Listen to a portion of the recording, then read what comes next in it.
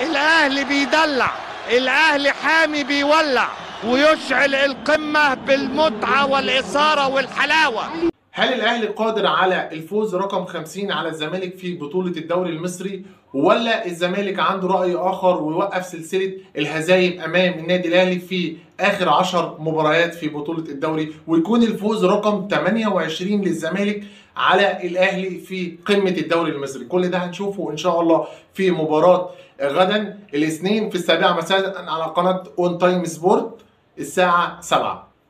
ما تنساش اللايك الجميل عشان خاطر الفيديو ينتشر ويوصل لأكبر عدد من المشاهدين. تعال معايا نشوف الإحصائيات.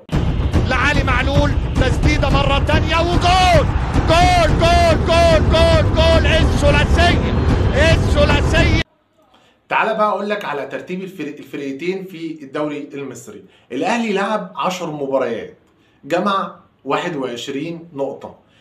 لعب 10 مباريات، فاز 6، تعادل 3، خسر مباراة وحيدة.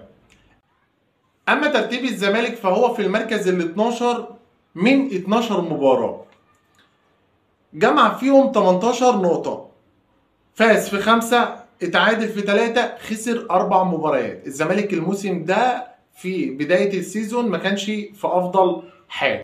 تعال اكلمك بقى على اخر 10 مواجهات في الدوري المصري ما بين الاهلي والزمالك.